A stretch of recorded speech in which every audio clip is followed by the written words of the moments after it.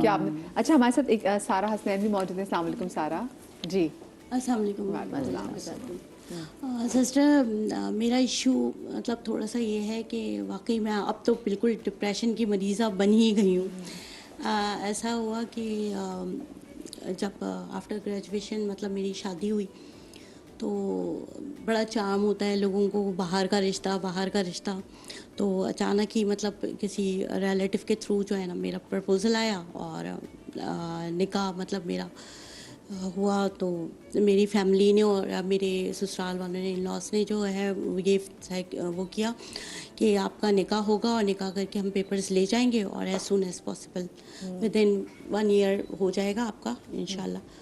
تو میرے ہسبینڈ جو ہے وہ ڈاکومنٹیشن وغیرہ کر کے چلے گئے کویت گئے ہیں. اور انفارچونیٹلی پتہ نہیں میرا لک تھا یا پتہ نہیں کیا تھا کہ اسی ایئر میں ود ان 5 or 6 month جو ہے نا کویت والوں نے ویزا بین کر دیا, فیملی ویزا. بڑی ٹربلز ہوئیں, بہت زیادہ ریسورسز بھی لگائے, لیکن وہاں انہوں نے بین ہی مطلب کر دیا کہ فیملی ویزا الاؤڈ ہی نہیں ہے. اور بھی 2-4 کنٹریز تھے.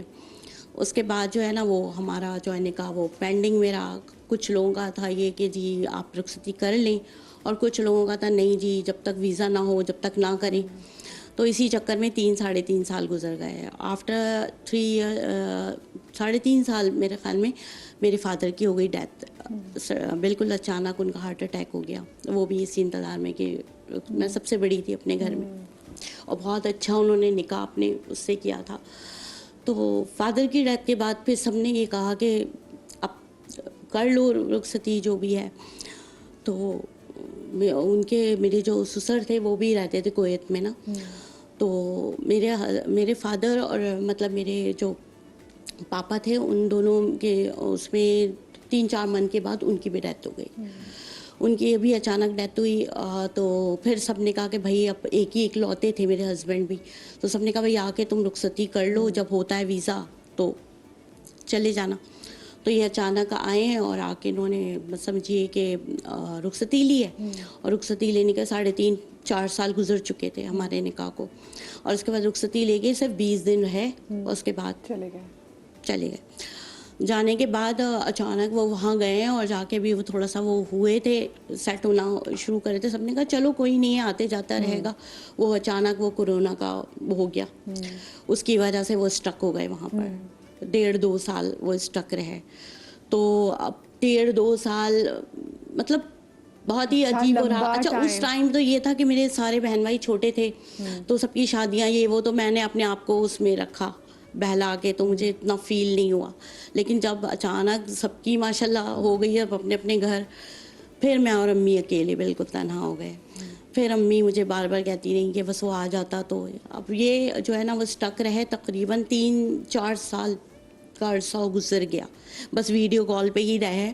اور اتنی تو سفری پابندیاں نہیں تھیں. دیکھیں اگر کووڈ کے ٹائم میں بھی جیسے ان کی کچھ جاب ایشو بھی ہو گیا تھا, اور کچھ پیپرز کا بھی ایشو تھا, جس کی وجہ سے اور یہ تھے شپ پہ وہاں پہ جاب کرتے تھے کلیئرنگ اینڈ فارورڈنگ کا. تو اس میں ان کا کافی لاسز بھی ہوئے اس کی وجہ سے, کرونا کی وجہ سے, مطلب کافی خود بھی ڈسٹرب تھے. دیکھوں تو یہ 2020 میں شروع ہوا تھا, اور 2019 کے بالکل اینڈ سے 2020, اور اس کے بعد پھر یہ 21-22 تو یوں. ہاں اس کے بعد پھر یہ آئے وہ 10-15 دن رہ چلے گئے. اب یعنی اتنی پیریڈ میں دیکھیں نا ہمارا کوئی بیبی مطلب ہو سکا. اور ظاہر سی بات ہے 15 دن کے لیے آتے ہیں اور جاتے ہیں. اب ڈاکٹر کے پاس بھی جاؤ تو وہ ٹریٹمنٹ کے لیے کہتے ہیں بھائی کوئی ٹائم چاہیے.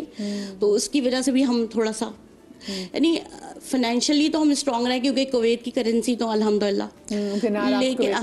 لیکن مسئلہ یہ ہے کہ ابھی 22 مئی کو میری مدر کی بھی ڈیتھ ہو گئی. اب میں بالکل الون ہوں کراچی میں. سارے بہن بھائی ادھر ادھر, کوئی اسلام آباد میں ہے سسٹر میری, اور ایک فلوریڈا میں ہے US میں. تو کہنے کا مقصد ہے کہ اب جو ہے نا میں بہت زیادہ جو ہے نا, حالانکہ اچھا میں اب کبھی شوہر سے چاہتی ہوں شکوہ کروں لڑوں, لیکن میں سوچتی ہوں یار وہ بھی مطلب اسی سرکمٹینسز میں ہے. تو اب کچھ سمجھ نہیں آ رہا مجھے اپنی لائف کا آگے. لیکن ابھی تو ویزا کھل گئے ہوئے ہیں. وہی تو میں کہہ رہی ہوں کہ اب تک تو میں بہت پریشان ہوں. اب میری مدر کی بھی ڈیتھ ہوئی ہے 4 مہینے پہلے. اب کیا ہوتا ہے آگے وہ تو مجھے میاں نہیں سے پوچھا پتا، کہ اب وہ کیا، کیونکہ ایسی تو زندگی نہیں گزرے گی. یہی تو چیزیں ہیں مجھے جو بہت زیادہ پریشان کر رہی ہیں. اور آپ اکیلی رہتی ہیں گھر میں؟ بالکل اکیلی. میاں آپ کو کتنا فریکوینٹلی کال کرتے ہیں؟ مطلب ان سے تو میرا کانٹیکٹ رہتا ہے، لیکن مجھے اب تھوڑا سا فیل ہونے لگا ہے کہ میرے سسرال والے بھی جو ہے نا وہ نہیں چاہ رہے کہ ہم جو ہے وہ میرے ہسبینڈ وہ تو وائنڈ اپ کر کے بھی آنے کے چکر میں ہے کہ بس اب وائنڈ اپ کرو، اب جو بھی ہے پاکستان میں کچھ کر لو سیٹ اپ. لیکن مجھے لگتا ہے کہ ان کی مدر اور ان کی فیملی جو ہے نا وہ یہ بھی نہیں چاہ رہی کہ وہ وہاں سے آئیں. میں ذرا بندے کا پرسپیکٹو پوچھوں تو محسن what do you think کیا ہونا چاہیے؟ کیونکہ میں تو اگر دوں گی میں ون سائڈڈ میری ہوگی، میں کہوں گی ہاں ان سے کہیں کہ وہ چھوڑ کر آپ کے پاس آ جائے کیونکہ بیوی اکیلی ہے. میں ان کا نہیں. ہاں وٹ آپ کا کیا پرسپیکٹو ہوگا اس پہ؟ ہمیں چونکہ بچپن سے یہ سکھایا جاتا ہے کہ گھر کی ذمہ داری یہ سارا کچھ ہم ہی نے اٹھانا ہے، سو مرد کو یہ سوچنا بھی ہوتا ہے کہ اچھا میں چھوڑ کر آ تو جاؤں گا لیکن میں یہاں پہ آ کر اسکریچ سے کیا شروع کروں گا اور ایسا کیا کروں گا کہ میں پھر سے ان کو وہی لائف سٹائل دے سکوں جن کی میں نے ان کو عادت ڈالی ہے. اور میں اپنے اور پھر آلموسٹ 90% مردوں پہ نا ظاہری ذمہ داریوں کے علاوہ بھی کچھ ذمہ داریاں ہوتی ہیں. کسی دوست یار دا گھر چلا رہے نے، کسی بھن نوں اس طرح سائڈ تے کر کے دے رہے نے، کسی بچے نوں، تو وہ بھی کچھ ذمہ داریاں ہوتی ہیں ہم پہ جو ہم اپنے گھر والوں سے بھی شیئر نہیں کر رہے ہوتے. حیا میں، پردے داری میں، سفید پوشی میں ہم نے تو وہ سب کیسے ہوگا؟ میں اکثر ماجی کہا کرتا ہوں کہ ہم لوگ جو ہیں کچھ ایکٹرز ہیں جو کہ شہرت کے لیے کرتے ہیں، ہم ذمہ داریوں والے اداکار ہیں، ہم نے اپنی ذمہ داریاں بھی نبھانی ہیں.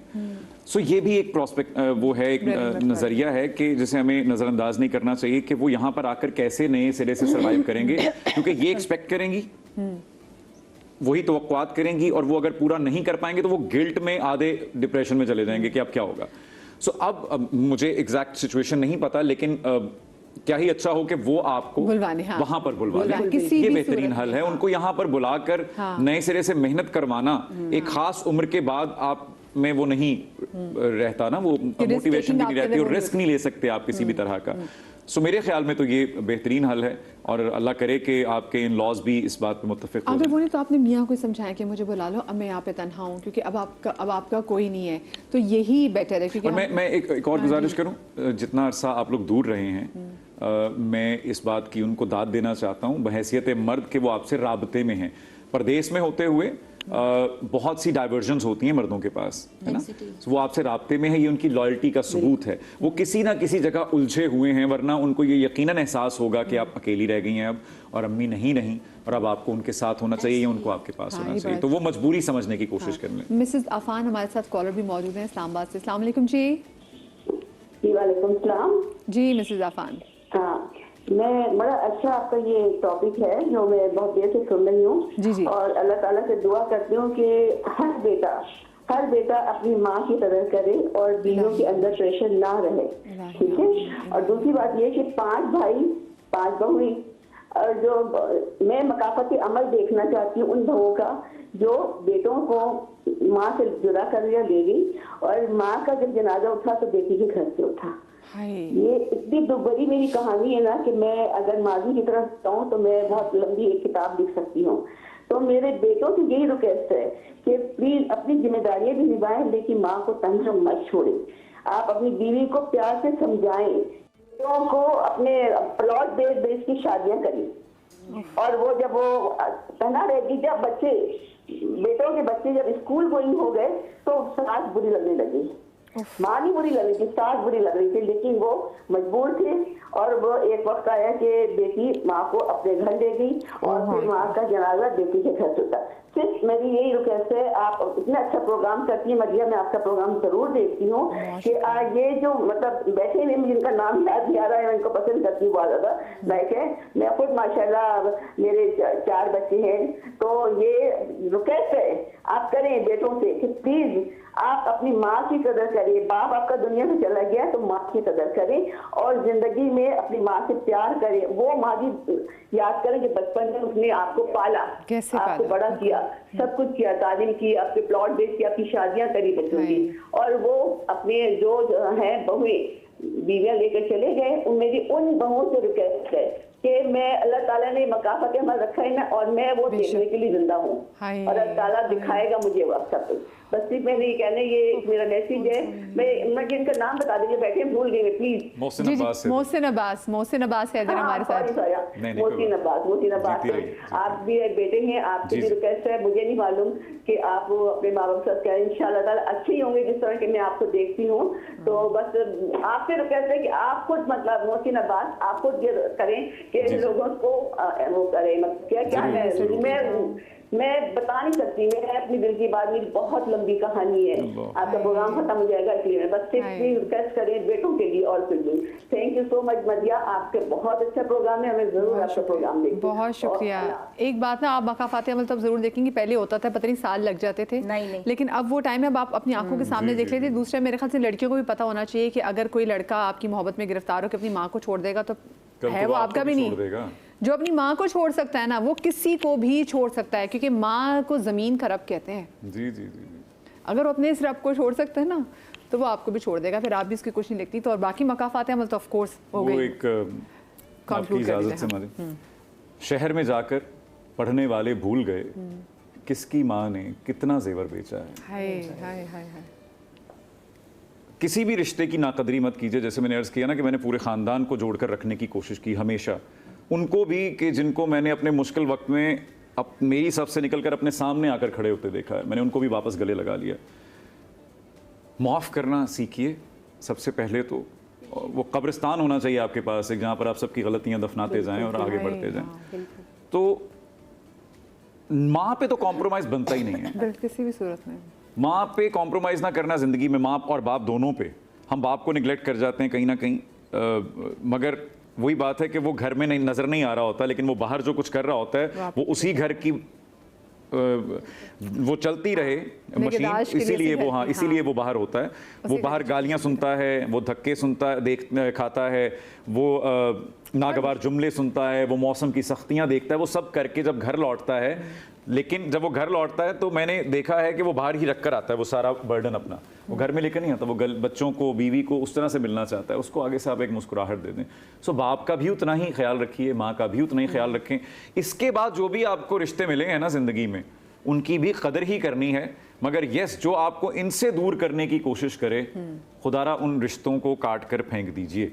बिल्कुल। और यकीन माने ऐसे लोग जो है ना, हो सकता है मेरा वर्ड बड़ा सख्त हो, बट नहूसत ज़्यादा लोग होते हैं। वो लोग अपने दोस्तों में भी देखें जो आपको लगता है कि माँ के नाफरमाबरदार बच्चे हैं, ऐसे लोग भी देखें, बदबख्त देखें जिन्होंने माँ पे हाथ उठाया हुआ है। दूर हो जाएं, या आपका रिस्क खा जाएंगे, या आपकी इज्जत खा जाएंगे, या आपकी दुनिया खा जाएंगे, या आपकी आखिरत खा जाएंगे।